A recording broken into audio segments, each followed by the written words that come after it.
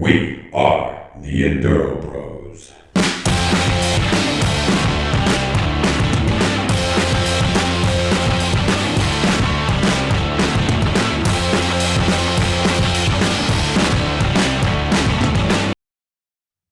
After Onion Creek, we made our way off the dirt roads back onto pavement, and we had a wonderful, huge brunch, which was exactly what we wanted at that moment. Yeah, it was kind of like this weird sportsman lodge. I don't really know how to explain it. It didn't belong where it was at. It didn't seem like it belonged there, but it was perfect. It was perfect. I mean, just all the bacon you could want to eat, along with other really good breakfast food. I think it was like $11 a piece, and the view was amazing. Huge glass window that just overlooked a river with a canyon on either side of it. We headed off.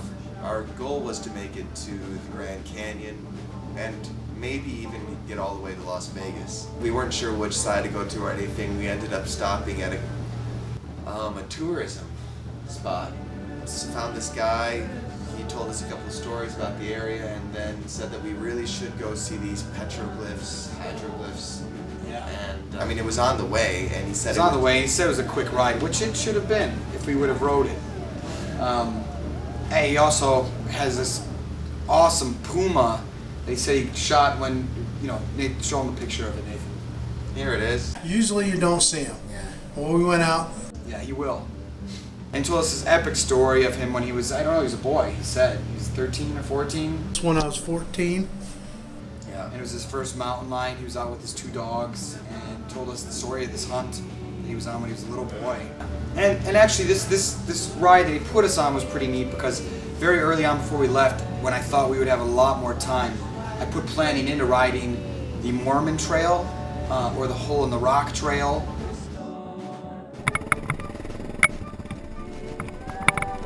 The story goes like this.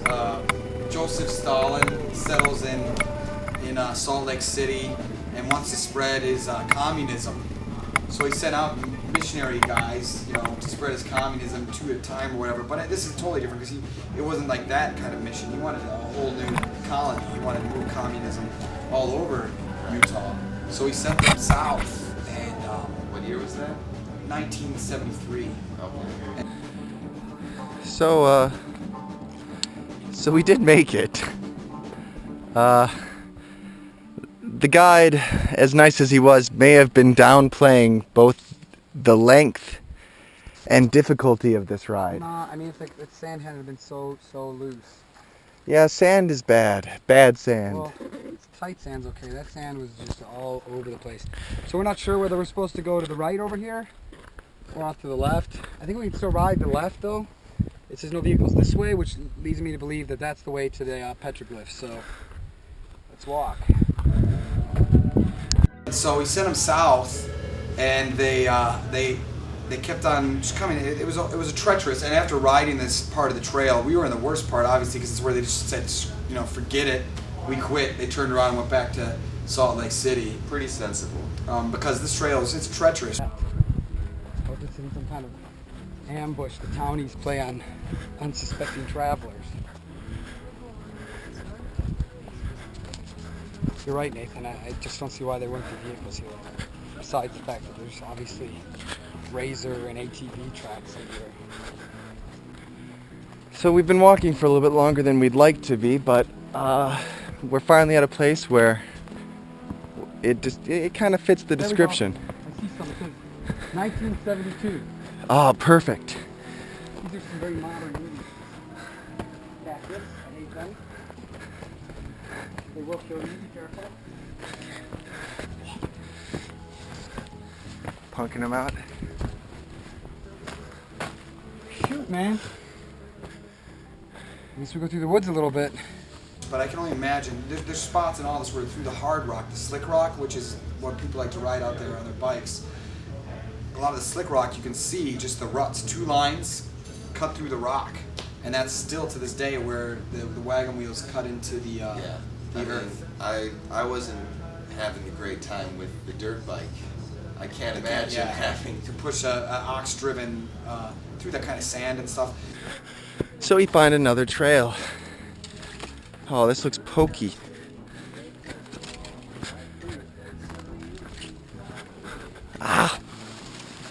Oh, thanks, buddy.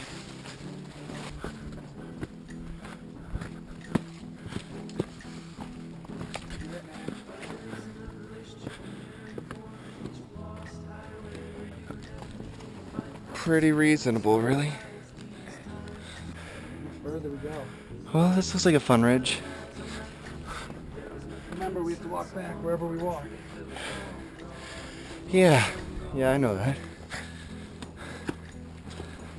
It's called Hole in the Rock because these communists come to this spot where literally they cannot get their wagons around this rock because of the way it is. And so they get a bunch of dynamite and they blow this huge hole through a rock. Holy shnikes! Cacti sting, man. Oh.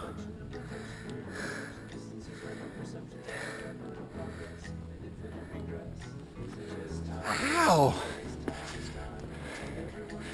These things don't have like poison and stuff, do they?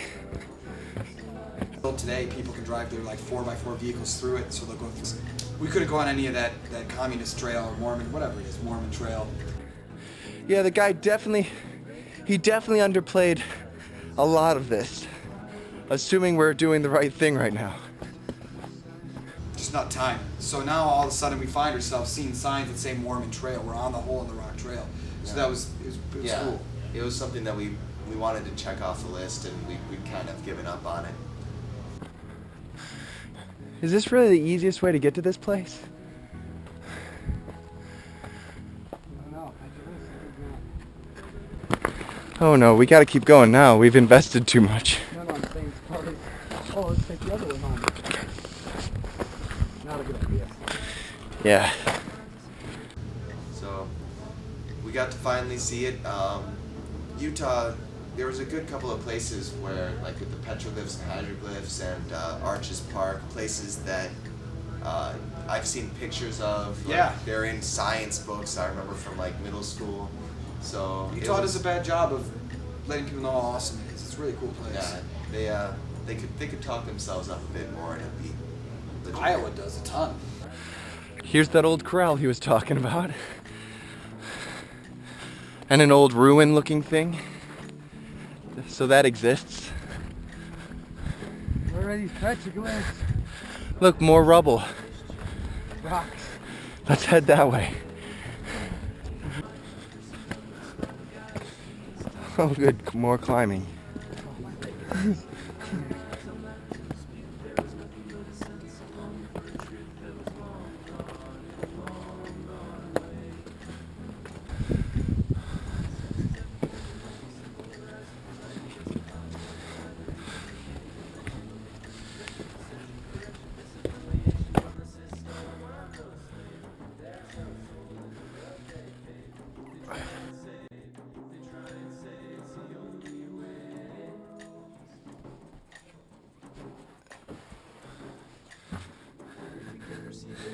Oh, hello. So here's Nathan in the great expanse of the desert behind him. The bikes aren't broken or anything. We just saw a sign on a trail that said no vehicles, and decided that's what the guy was talking about. Let's just put it this way. Sometimes they say, like, here's the line that no vehicles should cross. Respect the land, respect We're all about history. We are so into respecting the history of this area that we parked our bikes about 2 miles away from the landmark. Because we just want to keep it as pristine as we can. Oh no, the trail's blocked. What do we do? So